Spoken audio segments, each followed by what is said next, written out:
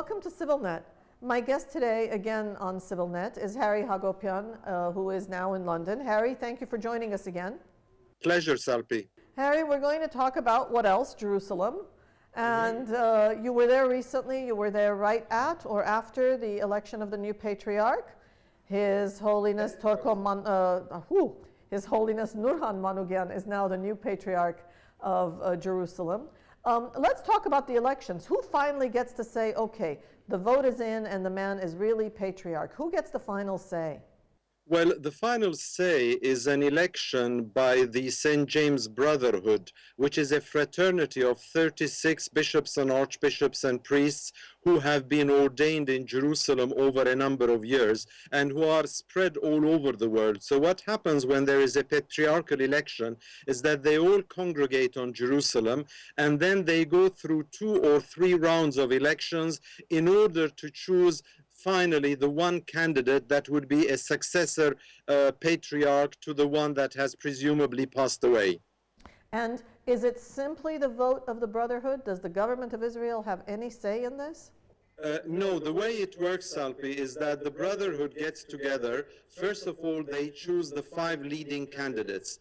After that, they whittle it down to 3, and from those 3, and there is a lot of trade-off, of course, in terms of which votes go where, the successor is chosen. So, for instance, this time, at the end of the day, as you mentioned, Archbishop Nurhan Manukyan was elected as the new patriarch to succeed Archbishop Torkom, who passed away some months ago. Now, once those results are out, and once the Brotherhood and the Church decides on its patriarchal candidate, then the result of this election is submitted to 3 secular or temporal authorities. One is the State of Israel, the other is Jordan, the third is Palestine.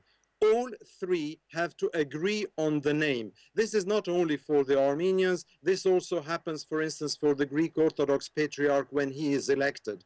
And the trick, of course, hopefully it happens without too much issue, is that all those 3 authorities would then approve the choice, at which time the enthronement takes place and the new patriarch assumes fully his authority within the See of Jerusalem. Okay, and after all that complicated process, all of the give and take, is there really much room to maneuver for whoever is elected patriarch? I said His Holiness a minute ago. I should have said His Beatitude. So Indeed. His Beatitude, Nurhan Manukyan, is now patriarch. It could have been, you know, one of the other 2 archbishops or someone else. Does he have room to maneuver, or is most of policy, whether it's policy regarding the lands owned in the Armenian quarter, or whether it's policies within the Christian areas in Jerusalem, is most of it really, what's the word I want, directed, driven by the government of Israel? Does he really have much room to maneuver? No, I think the patriarch still in the Orthodox world, unlike perhaps other churches, the Armenian Patriarch does have a certain amount of leverage in order to do things and in order to make decisions. For instance, the issue of real estate is one certainly that he can in some sense direct, and as you and our viewers would know, the Armenian Church has a lot of estate across the whole of Israel and in some parts of Jordan and Palestine as well. So in that sense, the decisions that are made, the leases that are made, are in some way approved by the Patriarch. But the Patriarch goes beyond real estate, in the sense that, don't forget, there is also the Tarkmanchat school, which is within the compound of the Patriarchate. That is something that falls under his authority. The Jarankavorats, which is the seminary training priests, and it's got now mostly priests from Armenia. It used to have them from Turkey and the Middle East in the past. He also has a say on it. And most importantly, I think, he has a say in the ecumenical Christian consistency of the Holy Land. And by Holy Land, I mean Jordan, Israel, and the Palestinian territories, or now Palestine, if we want to consider it a state, in which the Armenians play a central role, not only in terms of their real estate and their influence but also in terms of their status quo realities and the fact that the Christians are part and parcel of the fabric of society there.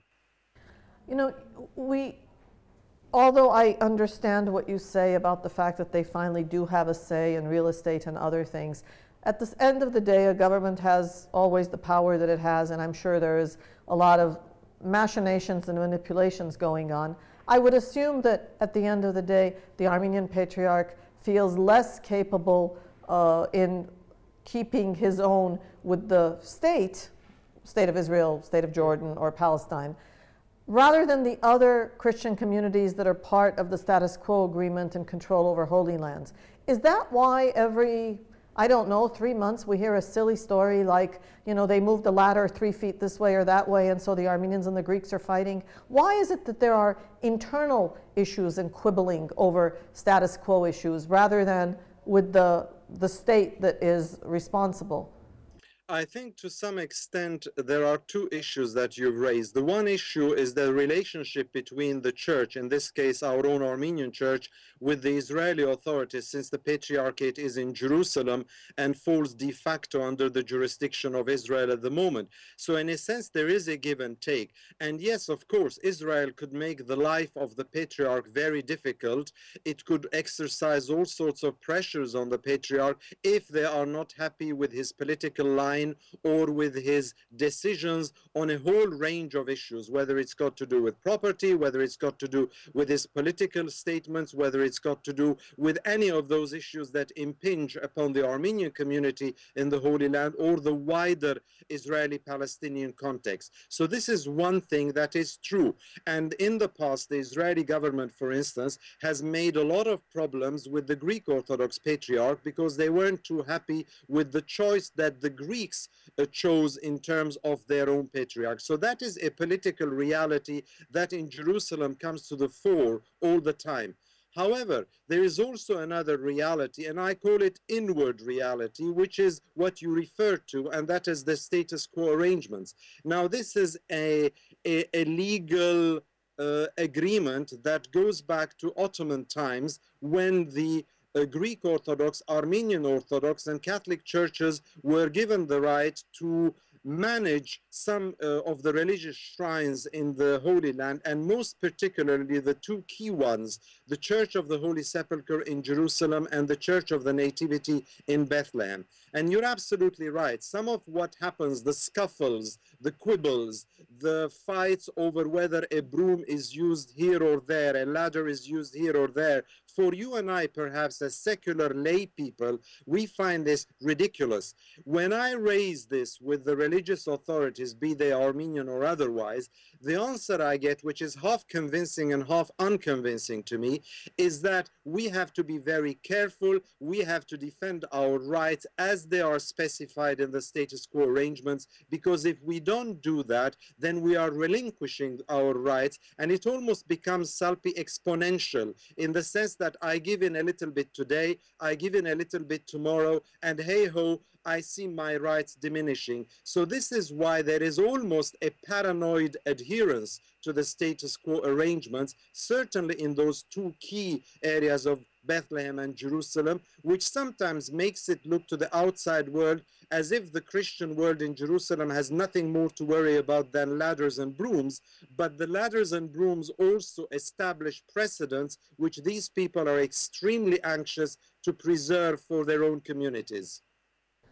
Thank you, Harry. I wanted to ask you about demographics and the impact that that has on the power base of the Patriarch. This one, ours, the old one, I mean the late one, the current one, or the Greeks. But I'm not going to ask you. I'll hold off on that until next time.